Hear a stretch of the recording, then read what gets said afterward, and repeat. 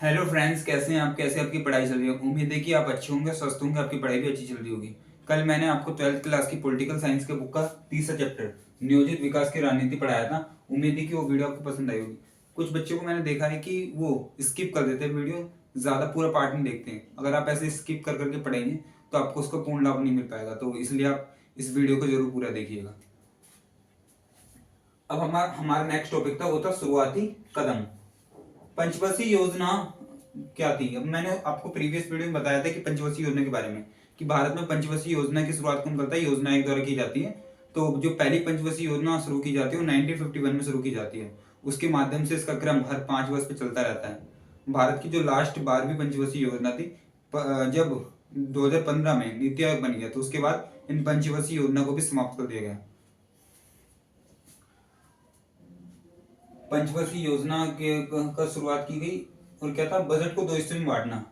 भारत के बजट को दो हिस्सों में बांट दिया गया, एक था योजनागत और एक था गैर योजनागत। इसका क्या मतलब है? योजनागत और गैर योजनागत का क्या मतलब होता है? योजनागत का मतलब होता है जो बजट में योजना बनाकर की जाए उसे योजनागत बजट कहते हैं, और जिसमें बजट में जिसका उल्लेख गैर योजनागत के रूप में किया जाए वो गैर योजनागत होते हैं। अब इसका मतलब क्या होता है? योजनागत का मतलब है जैसे हमने पहली योजना बना रखी है कि शिक्षा पर इतना खर्च होगा, स्वास्थ्य पर इतना खर्च होगा। और गैर योजनागत का क्या मतलब है? गैर योजनागत का मतलब है कि अगर भारत का अचानक से किसी दूसरे देश से युद्ध छिड़ जाता है तो उसमें कितना पैसा खर्च होगा, इसकी कोई पूरी योजना हमारे पास नहीं होती, तो इसे गैर योजनागत व्यय भी कहते हैं। तो बजट को दो हिस्सों में बांट दिया गया, एक था योजनागत और दूसरा था गैर योजनागत। 1951 में हमारी क्या थी? प्राथमिक पंचवर्षीय योजना की शुरुआत की गई थी। फिर उसके बाद 1956 में दूसरी पंचवर्षीय योजना की शुरू की गई। फिर 1961 में तीसरी। फिर 1964 में क्रम चलने वाला था, परंतु विराम थोड़े दिन के लिए पड़ गया था, क्योंकि उस समय भारत को खाद्यान्न संकट भी झेलना पड़ रहा था। भारत के दिग्गज नेताओं की मृत्यु हो गई थी। जवाहरलाल नेहरू और लाल बहादुर शास्त्री की भी मृत्यु इस समय अवधि में हो गई थी। इसलिए ये भारत का बहुत ही बेकार दशक रहा है। इसलिए थोड़े समय के लिए पंचवर्षीय योजना को इसमें विराम देखा गया था। अब आपके पेपर में कभी कभी ये भी क्वेश्चन आ जाता है कि प्राथमिक पंचवर्षीय योजनाओं की विशेषताएं बताइए, तो उस समय आप क्या लिखेंगे इसके बारे में? उसके बारे में पढ़ते हैं कि प्राथमिक पंचवर्षीय योजना है जिसकी शुरुआत कब की गई थी? 1951 में इसकी शुरुआत की गई थी। अब क्या था? गरीबी का उन्मूलन। यानी कि हमारी जो प्राथमिक पंचवर्षीय योजना था उसका जो मेन मोटिव था, उसका जो मूल उद्देश्य वो था गरीबी का उन्मूलन करना। यानी कि संपूर्ण विश्व, यानी कि समाज के हर तबके को गरीबी का समाप्त कर देना। गरीबी की एक एक जो जो मार हमारे जब भारत 1947 में जब भारत आजाद हुआ था, तो सबसे ज्यादा जो मार भारत को पड़ी थी वो थी गरीबी की।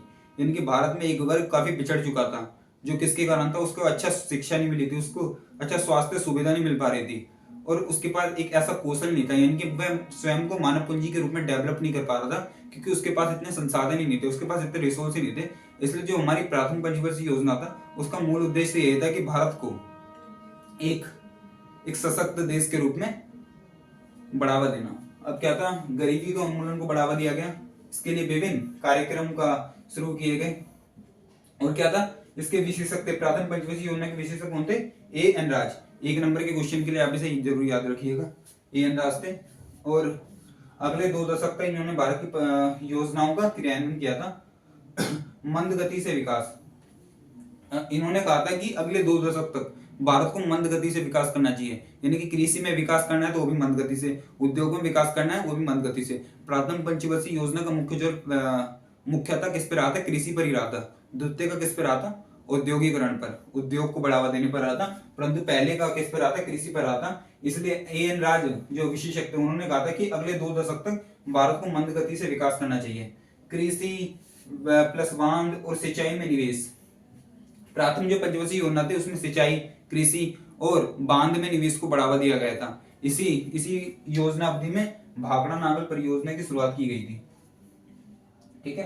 अब कृषि में अगर हमें सुधार करने हैं तो आपको पता है कि कृषि में अगर सुधार करने हैं तो भारत में कृषि में सुधार किस प्रकार किए जा सकते हैं? जहां जोत का इतना अधिक विखंडन है, यानी कि छोटे छोटे जोत में विभिन्न विभाजन है, और सिंचाई की अच्छी सुविधा नहीं मिल पाती, अच्छे बीज उपलब्ध नहीं है, तो इसलिए भारत में क्या किया गया?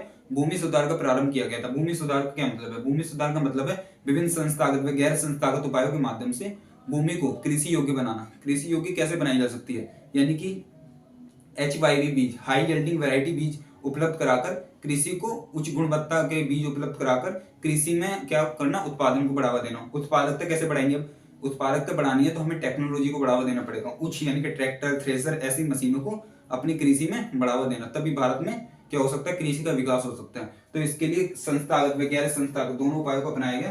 तो भारत में भूमि सुधारों का प्रारंभ किया गया। अब क्या है, अगला टॉपिक है हमारा औद्योगिकरण की तेज रफ्तार, यानी कि सेकंड जो 5 ईयर प्लान था उसमें हमारा मुख्य जोर किस पे था? उसमें हमारा मुख्य जोर था औद्योगिकरण को बढ़ावा देना। प्राथम में किस पे था? कृषि पर। द्वितीय में किस पे था? उद्योग पर। प्राथम में किस पे था? कृषि पर। और द्वितीय में उद्योग पर। ये आप याद रखना, मैं आपको याद कराने के लिए कर रहा हूँ।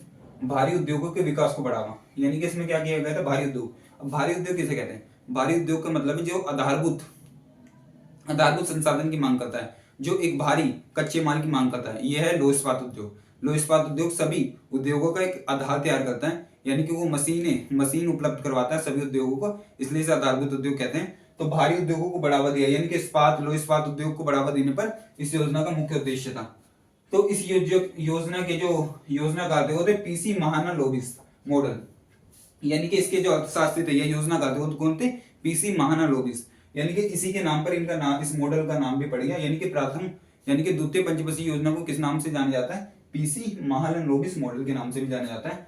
तीव्र गति से संरचनात्मक बदलाव, मैंने आपको बताया था कि प्रथम जो पंचवर्षीय योजना थी उसमें तय किया गया था, जो ए.एन. राय जो भी वो योजनाकार थे, उन्होंने कहा था कि मंद गति से विकास करना चाहिए 2 दशक तक। परंतु ये जो द्वितीय पंचवर्षीय योजना थी, इसके जो योजनाकार पीसी महालनोबिस थे, उन्होंने कहा था कि भारत को तीव्र गति से संरचनात्मक बदलाव करना चाहिए, तभी भारत तीव्र गति से विकास कर पाएगा।